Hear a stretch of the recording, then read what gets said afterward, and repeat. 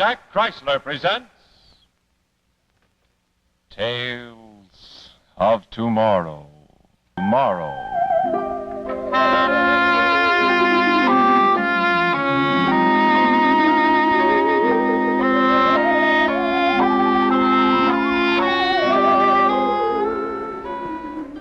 Order in the court. Man is on trial for his life. If there are any more interruptions by the public, I shall order the courtroom cleared. The prosecutor will continue his cross-examination of the defendant. Now, Mr. Kemp, how much did you earn last year? You mean from my machine From shop? all sources. About $3,600. And with this $3,600, you had to support yourself, your mother, and buy equipment for the shop. That's right. But you're ambitious, Mr. Kemp. I don't understand you. You're an inventor, aren't you? Didn't you invent this supercharged blowtorch marked Exhibit B? Yes.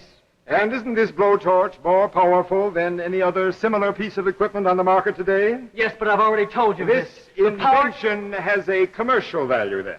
Definitely. Is it patented? No, but I've already... Please answer the questions. Did you intend to patent it?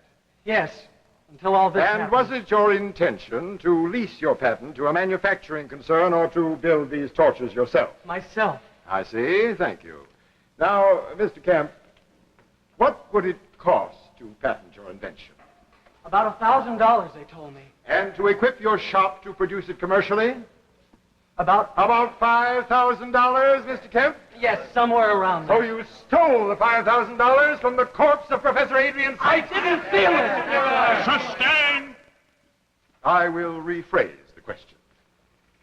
This canceled bank book shows that Professor Sykes withdrew from his account $5,000 on the day he met you for the first time. Your bank account shows a corresponding deposit. Is that correct? I guess so. Now, Mr. Kemp, how would you, a mechanic earning $3,600 a year, obtain such a large sum of money? From Professor Sykes, but I From told you his how... dead body after you killed him, No. after you burned him to death in the No. torch? The prosecution will avoid prejudicial remarks. With the court's permission. Now, Mr. Kemp, you have testified that Professor Sykes gave you $5,000 as a fee for services to be performed by you and your blowtorch. Now, I ask you, and ladies and gentlemen of the jury, is it credible that a man like Professor Sykes, a timid archaeologist, would give you, a total stranger, his entire life savings to accompany him on a mission I can only describe as fantastic? I know it sounds fantastic, but And if you... the state contends that it is. The state contends that you deliberately invented this story of non-existent caves and incredible machines to cover up a sordid case of murder for profit. A case, ladies and gentlemen, unusual only for the horrible manner in which the crime was No! committed. That's Do you a have lie! any evidence for the I didn't existence kill of these Professor machines? Sykes! I didn't kill him! I didn't kill him! What a lie!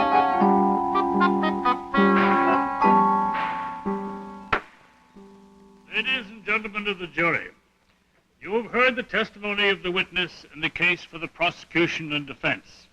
I must point out to you that the case for the state rests solely on circumstantial I'd evidence. let you take the stand.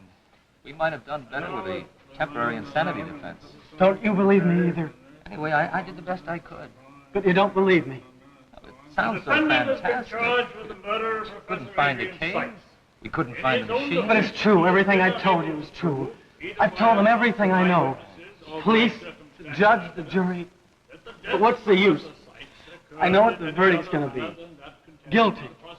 And then I'll go back to Oh, now that take cell. it easy, son, now. Take it easy. Yeah, take it easy. Your task, ladies and gentlemen of the jury, is to determine the truth on the basis of the facts presented in evidence. If there exists any reasonable doubt in your minds, you must, in all conscience, acquit the defendant. The jury will now retire and consider its verdict. The court is recessed.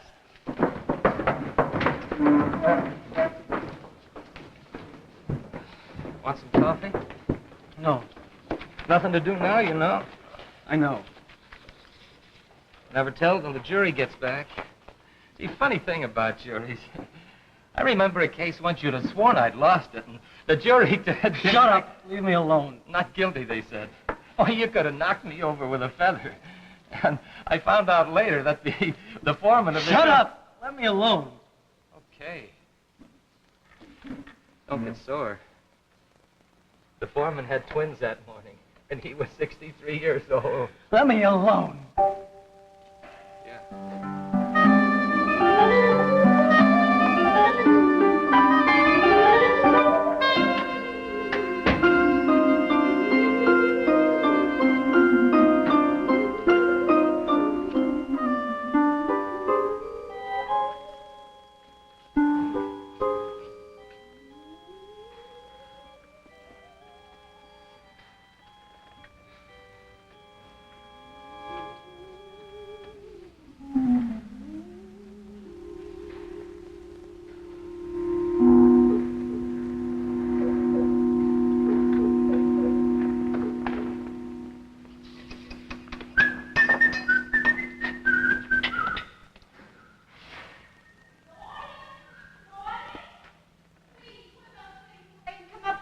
Okay, Ma, I'll be up in a minute.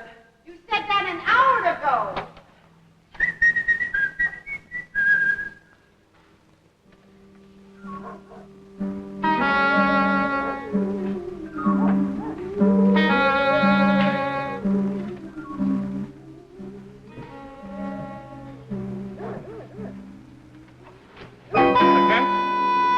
Who are you? My name is Sykes. Professor Adrian Sykes. I'm an archaeologist. Maybe you heard of me. Sykes. No, I don't think I have. No matter. You will. Before long, everyone will. Mr. Kemp, I've come a very long way to see you. I must talk to you. Well, look, can't it wait till morning? I'm pretty tired. No, it can't wait. The world has been waiting long enough.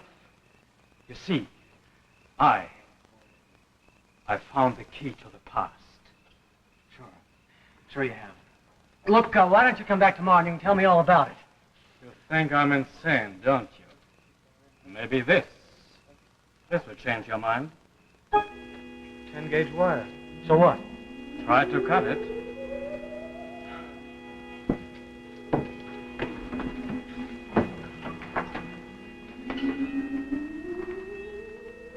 Well?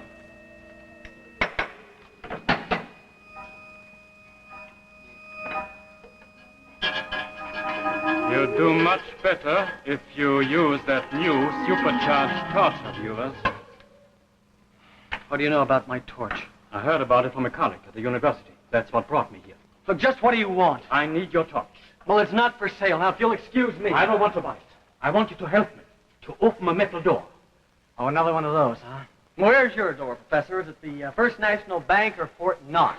Listen to me. Do you know what it means to spend your life digging into the past and getting nowhere? Pottery, relics, dust, nothing until you yourself get part of that dust. While others, with less talent but with money and influence, make discoveries that startle the world. The tomb of King Tutankhamun, the Rosetta Stone. Discoveries that make them famous. And then, one day, you yourself, who have always stood in the shadows of these men, are on the brink of making the greatest discovery of them all. Well, that's very interesting, Professor, but what can I do about it? Everything. With your torch, you can open the door to my cave. To your cave? I found it by accident, years ago. Inside this cave is a machine. Oh, Kemp, you've never seen such a machine. Now, what makes this one so different? This machine has been recording on wire every physical disturbance that has shaken the face of the earth for the past 1,000,000 years. Oh, now really? Every storm, every earthquake, every tidal wave, it's all there on this wire. This is a piece of it. It took me months of work to get it. Sure. I suppose about 1,000,000 years ago, some ape invented this contraption and then stuck it in a cave, huh? Very smart monkey. Oh, now, look, really, I've got to get to bed. I've got to get up early in the morning. Wait, perhaps this. This will change your mind.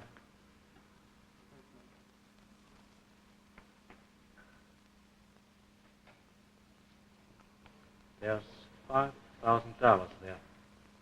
That's all I have. It's yours. If you will open that door. 5,000. I could buy machinery and start producing the torch myself. Yes, you could. Okay, Professor. You got yourself a deal. When do we start? Tonight. There's no time to lose. Tonight? Kemp, I waited for this for years. I can't wait any longer. Okay, I'll be back in a minute. Where are you going? I'm just going to tell my... No. You must tell no one. No one.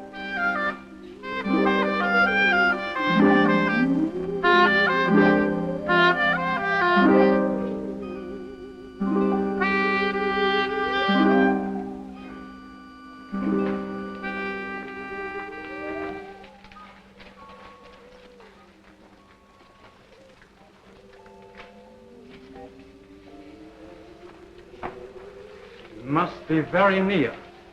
Look, Professor, we drove all night to get here, and we've been combing this area for hours. And I'm hot, and I'm tired, and I'm hungry, and there's no door around here. Must be. It must be.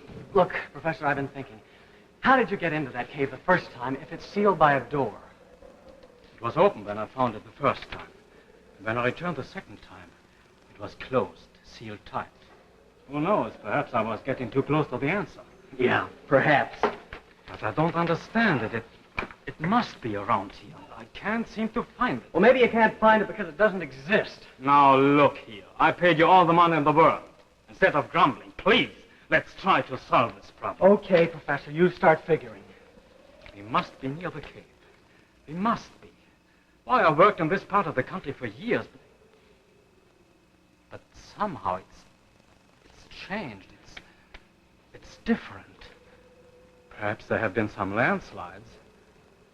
There seem to be more rocks and less vegetation. What time have you got? It's 11:50. No, my watch stopped. So has mine. At 11:15. But it's past noon. That's funny. Why should both our watches stop at the same moment? Perhaps a magnetic field in it. Look at your compass. Holy smoke. Look at it. That's it. That machine must create a magnetic field around it. We must be very near. Come on. Come Okay. on. Kemp, come here, quickly.